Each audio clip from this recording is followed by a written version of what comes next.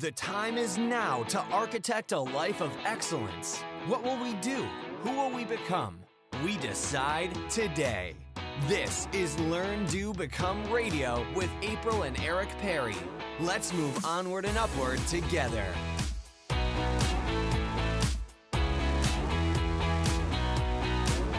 Hello and welcome to episode 49 of Learn, Do, Become Radio. I'm April Perry, and here at Learn, Do, Become, we want each of us to be able to architect a life of excellence. We help people who are drowning in the details of life to develop very simple systems so they can do what matters most. And today we're talking about how to make the Marie Kondo decluttering method happen. All of the links and ideas that we share in today's podcast will be located on our website, so you can go find them at learndobecome.com/episode 49. Let's go ahead and dive right in. Now, the world has become enchanted over the past several years by Marie Kondo's beautiful book, The Life-Changing Magic of Tidying Up, and her Netflix series that flooded thrift stores with clothing, toys, dishes, and pretty much everything else when declutterers worldwide started following her example and tossing everything that didn't spark joy. And that's a phrase that our family has adopted. Does it spark joy? And that's what we keep. Now, if you have wanted to do likewise in your home or your office, and you want to create a peaceful, calm, organized space in which you and your family and loved ones can live, but you feel like it's too overwhelming, or you don't have the time, or that you'd only be opening Pandora's box by dealing with all of your things, we are here for you. At Learn to Become, we help people to create STEP command centrals. Now, STEP stands for our program, Steps to Everyday Productivity. A command central basically is a seamless system that holds all the papers, tasks, projects, ideas, etc. that typically sit in piles. If you have piles around your office or on your desk, you're looking at them right now and you're thinking, yeah, I'd like to get rid of these. We help you to do that. Now, though it might seem like we do exactly what Marie Kondo does, where we have a lot of before and afters, showing a really messy room, and then it's a really beautiful room or desk or space, we actually create a very complementary system that works with her process. So I in no way feel like I'm in competition with Marie Kondo. I feel like we are soul sisters, and that when we take what she does best and then what we do best here at Learn to Become, that's how you can actually create a full, beautiful, decluttered life. They really work hand in hand. Now, our specialty is helping you organize your mind, because then you will be in a beautiful space full of mental clarity, and you can take care of the clutter in your life using whichever method that you most enjoy. Today, I'm going to walk through Marie Kondo's process and show you exactly how to make it happen in your own home and family using the principles from STEP. I am not trying to replace everything that's in her book. You're definitely going to want to go and get her book, Life-Changing Magic of Tidying Up, or go watch some of the Netflix series and kind of look and see what she's doing, because she shows you great ways to fold things and ways to organize things, and she'll go into much greater depth. But I'm going to give you the overall plan. So if you've been inspired by her and the work she's been doing, you can actually make it happen consistently. First, let's talk about the tools that we will be using today. First is the projects brainstorm list. Second is the next actions list. And third is the routines list. I'll go ahead and just define each of those briefly so you understand what they are. These three tools are part of the full STEP Command Central. Okay, so let's start with the projects brainstorm list. This is where you identify the projects that you want to accomplish, and you sort them by priority. Obviously, we can't do 100 projects at the same time, but we can create a tiered projects list, and that's what I'm talking about right now. Here are the categories I like to use to help me understand a project's priority. First is current. That's what I'm doing right now. Typically, it's about 7 or 8 projects total in my life. Next is in progress or waiting. Those are projects where you have done everything that you can do, but you're waiting for someone else or for a certain date to arrive or something like that. So it's kind of a holding tank for projects that don't depend on you anymore. And then third is the next in line category. Those are the projects that are waiting for you to finish your current ones. And then someday. And that's a lower priority, but projects that you don't want to forget about, but you can't do right now. So those are my subcategories inside of my projects brainstorm list. The next tool is the next actions list.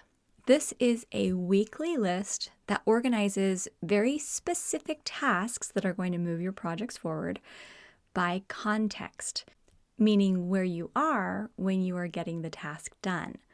The contexts that I use that were recommended by David Allen in his book, Getting Things Done, are home, phone, computer, errands, and to discuss.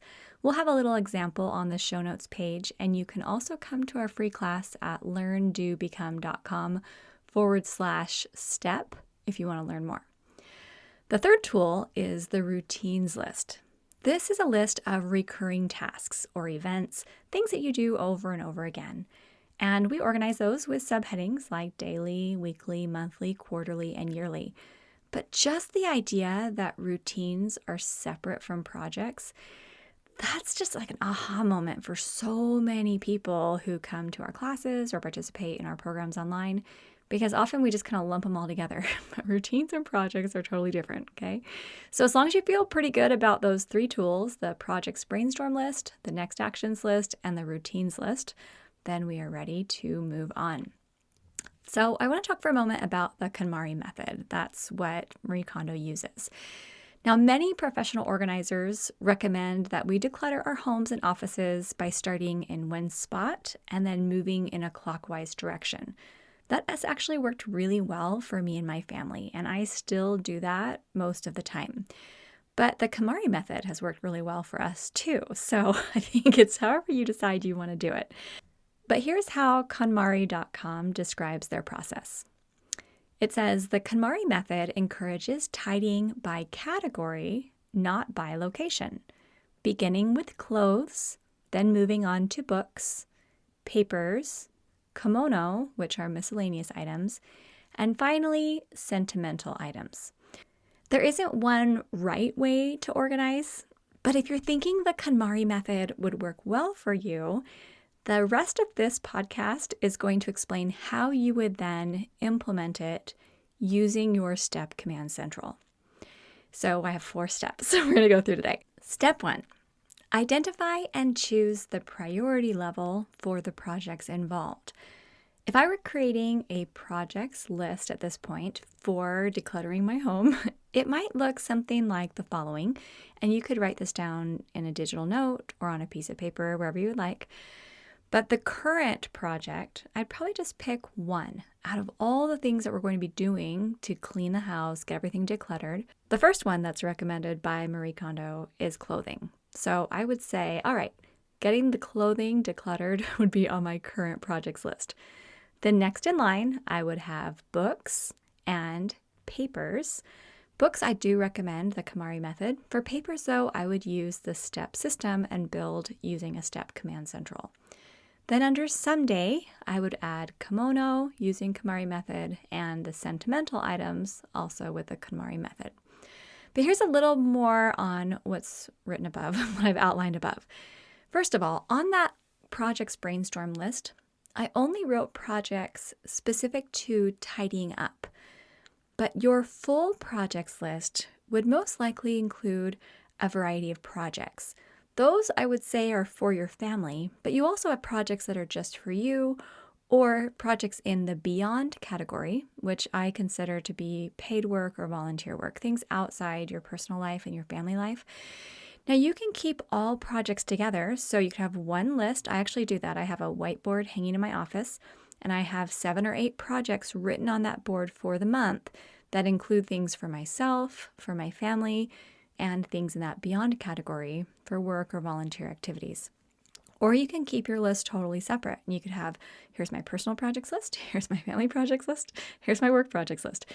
It can be however you would like, but you do want to know as you look at your month exactly which projects you're working on, so that when you get to the end of the month, you can feel that sense of completion and you can feel that momentum. And then as you identify projects you want to work on in the coming months, you feel more confidence. One other concept I didn't explain before, but I might want to clarify right now, is the definition of a project. A project is a multi-step task that can actually be checked off and completed. So again, it's different from routines. It's not done over and over again. It's a one-time deal, but it's something that you typically can't do in one sitting. So when I look at a book like Marie Kondo's and I see this vision that she's creating for us, my mind automatically starts breaking it down into projects. When you can look at something that you're going for, whether it's building a business or building a strong family, building a new house, or making a move for your family to a different location, that's got a lot of sub-projects in it. Those are big dreams, things you're working towards, but the building blocks are projects. So when you can take what you're going for and learn how to break it down into the most basic building blocks, and then learn how to break those down even further into next actions and establishing routines and things like that, that's how you actually start building this forward movement in your life. And then you think, well, whatever I'm dreaming of, I can actually accomplish, and you start feeling pretty excited. Now, a complete current projects list has about 7 or 8 projects for the month divided into those 3 categories: me, my family, and beyond. And the goal is for the whole list to look doable within a month's time, given the responsibilities on your plate. If you know you're going to be traveling 8 times this month and you've got graduations going on or something else happening and you're hardly going to have any time to work, it's really not an ideal time to declutter your whole house. But if you have a little more space or a couple free Saturdays or something like that, then you could say, okay, these projects are actually doable. Now, the reason I put STEP on there for papers instead of just KonMari Method is because that's our specialty here at Learn to Become. People actually are coming to us a lot and saying, I used Marie Kondo for getting rid of a lot of stuff, but I need more on the papers. Now, from what I've read in The Life-Changing Magic of Tidying Up, she recommends getting rid of as many papers as possible, which we agree is the key. But if you are looking to know what exactly to do with all the papers that you need to keep, that's where we come in, because it's not just about having a good filing cabinet. Some papers you need to hold on to until a specific date. Some papers you need to access whenever you work on a specific project, but you're not sure when that's going to be. Some papers you don't even want to keep, but you know you have to, but you only need to keep them for a few months. So if you can have a really simple system to help you know exactly where to put things and then where to find them so you're never digging through piles again, that is what we teach. I'm so excited about it, which I know sounds weird that I'm so thrilled about what to do with papers. It's really fun. Okay, now you may also want to create feeder lists for personal, family, and the beyond projects. I love the concept of a feeder list. We talked about next in line and someday. I even have an entire separate note inside of Evernote. I use evernote.com for someday personal projects, someday way later business projects, things like that, because there are so many ideas out there that are amazing. But as I'm getting more focused in my life, hundreds and hundreds of projects are having to move off my current next in line, even my someday list, into that way later someday. So having those someday, way later, maybe when I'm retired, that type of thing, you can have all types of levels. But the idea is that you want the projects on your current and next in line list specifically to be so focused that when you even look at them, you know they're going to help you move in the right direction. Let's go ahead now into step 2, which is to identify your next actions. Now, chances are that you are not going to start right this minute on your first project. And let's say your first project is getting all your clothing decluttered, which is a great one. But let's think about why we might not want to jump right into the project this minute. Now, maybe you have some decisions to make first, like, well, what's the style I'm really going for in my life? Now, am I actually going to get rid of all those clothes I haven't been able to fit into for years, but I just keep them at the front of my closet, hoping that maybe I'll fit in them one of these days or something like that? Or am I going to say, actually, let's just get rid of those. Let's start fresh. And then if I need a different size, I can. But let's just have clothes that fit me. Or maybe you want the whole family to do this together and you need to get them on board. Or maybe there's a ton of stuff in your bedroom that you want to move out first, so there's actually room to sort. Because if you're getting out all of your clothes and you're putting them on your bed, but right now your bed already has something else on it, you might need to take care of that first, like laundry. When Eric and I first got married, we rented this apartment that had a California king-size bed in it. And we only slept on like a fourth of the bed. And we just laid all of our clean laundry on the other side. We never folded it. So we would go to bed at night and we'd like have all this laundry on one side of the bed and then we would sleep on the other side. And it was really not very romantic. So now we have no more laundry on the bed and we just have a queen size right now. But anyway, okay, totally deviation. Okay, let's go ahead and talk about another. Oh, or maybe you need to clear the trunk of the car so you could put the clothes in there that you'd like to donate. You know, there's always some type of reason in your mind, like, oh, I'll do that when this or when that.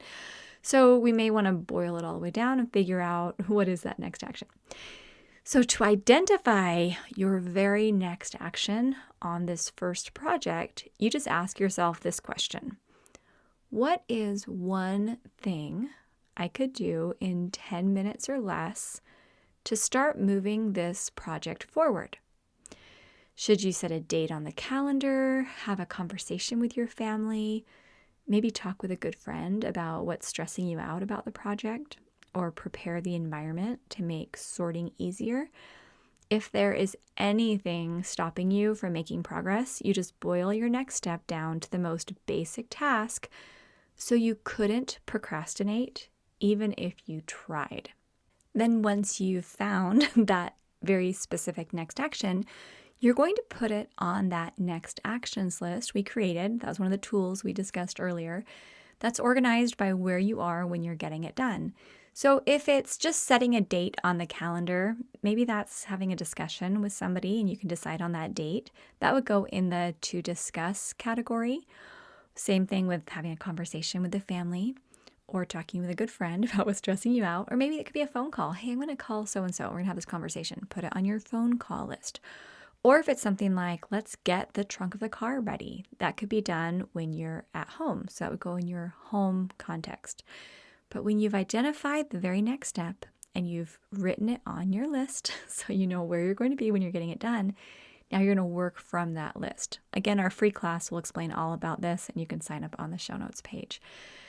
Let's go ahead into step 3, which is to use your next actions list and projects list to organize new ideas as you are decluttering. This part is so important. And while obviously in that class we explain more detail, I want to explain why this is so essential. Imagine that you are right now pulling out all your clothing and you're making that big mountain on your bed. But while you're doing that, you realize a few things. You really need to buy some new socks and underwear. The closet light switch is broken and needs to be repaired. About 40 items need to be ironed. And a package you found underneath your shirts was supposed to be mailed to your brother for his birthday months ago. Okay. So this is what I mean by feeling like you're opening Pandora's box whenever you start to clean. You are absolutely going to discover new tasks, projects, ideas, etc. as you go. And you need somewhere to put those things so they're not floating around in your head, because that is what causes your stress. When you have all these things floating around in your head and you don't know when you're going to do them, and then you beat yourself up for not getting them done, and then you go eat chocolate because you're so overwhelmed, right? So let me explain what we would do with those things. Buy socks and underwear would go on your errands list, for example. Repair the closet light switch might just go on your someday project list. Remember that projects list we talked about? That's a project. So you would put that where it belongs. Now, if it's a very important project, it could go on your current list or next in line list. But for me, that'd probably be a someday project list. But at least it's written down so you know as you assess all of your projects which ones are needed, and then you can easily prioritize. Then iron clothing could become a blocked out appointment on your calendar. since you're in catch-up mode right now and probably need quite a bit of time to do it, you might not want to iron as you're doing this, or you might. But otherwise, it could go onto your routines list where you could say, if there's just a few things to iron, I need to make that more of a routine. You could say, all right, let's say I'm doing laundry every Thursday. Maybe I also do some ironing just once a month, and I could catch up with most of that. Then prepare package for mailing could go on your home list, because let's say you already have that brown wrapping paper and packing tape ready in the basement. You have all the supplies you need.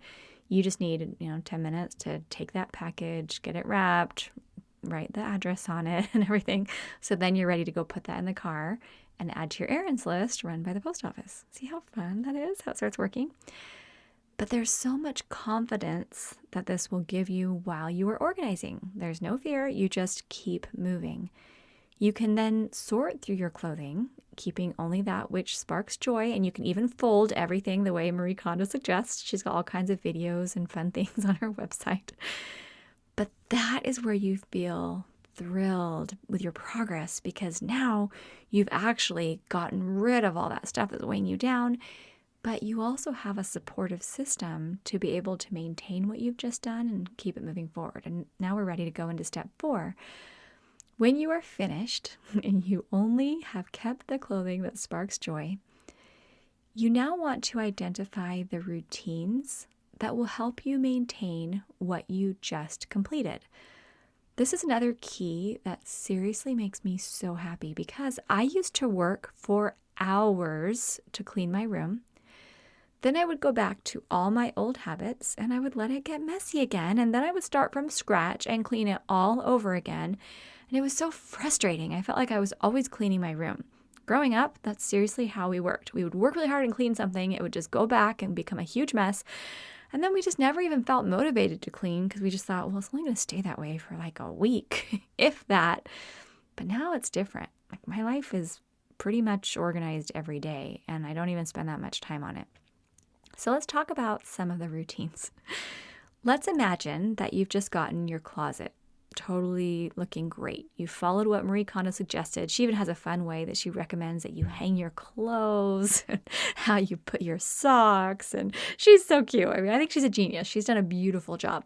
So let's imagine your closet looks like a work of art. And every time you look in it, you think, you're feeling so happy.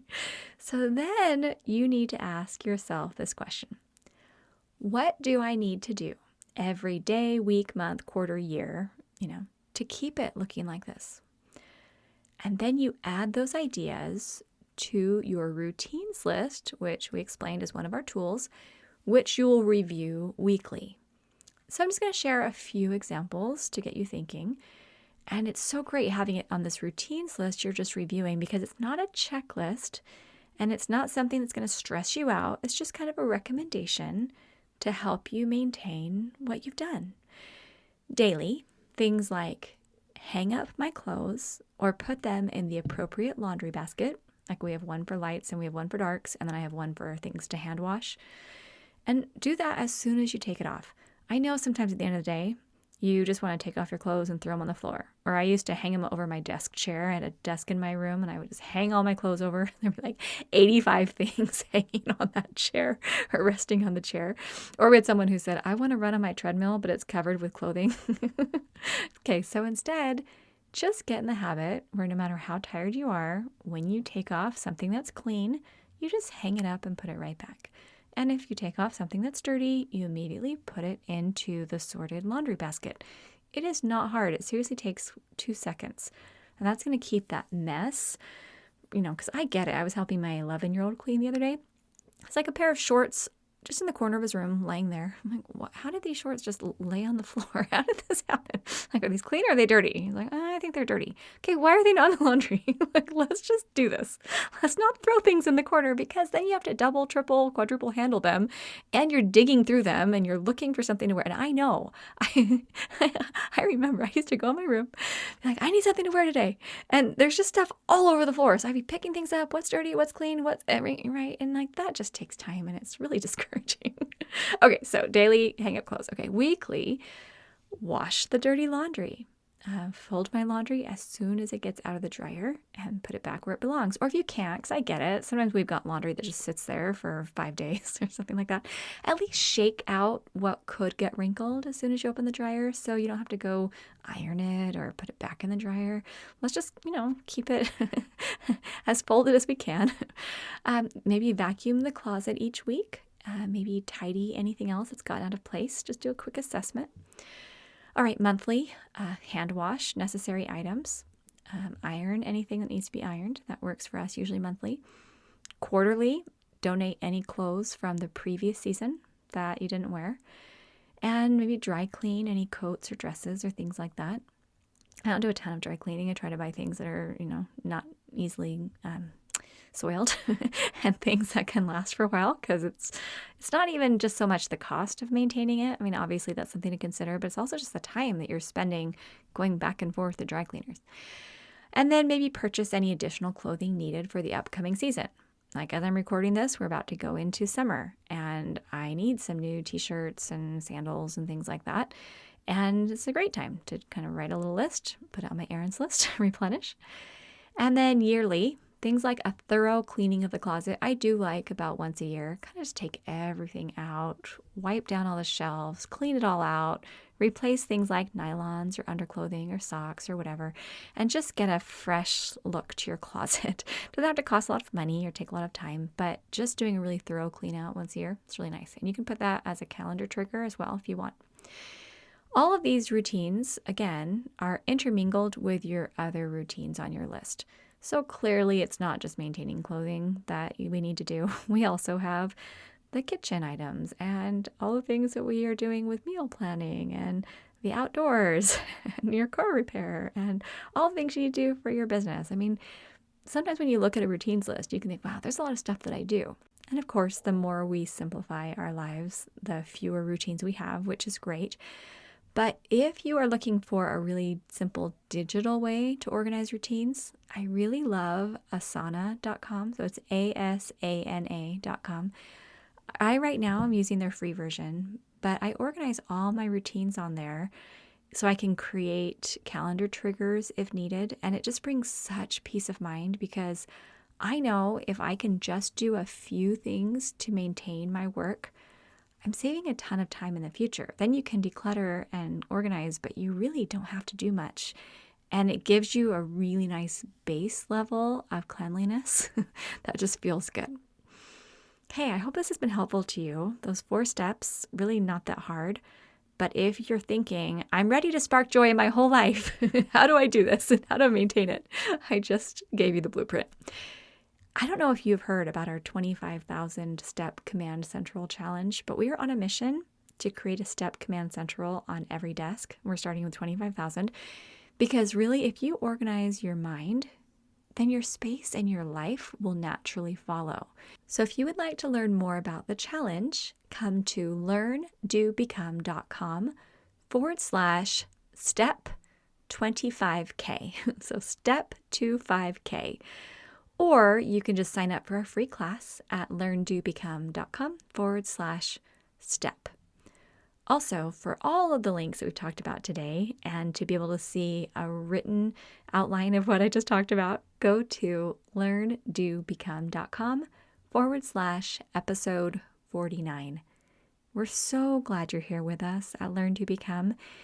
I know that it's very common to feel like you're drowning, to feel overwhelmed, to feel like there's too much to think about and there's so much that needs you. But I promise you, when you get a solid, optimal Command Central in place, it will unlock the ability to be able to do pretty much anything that you need to do. I am so, so grateful for this community, sending so much love. We'll see you soon at learndoBecome.com.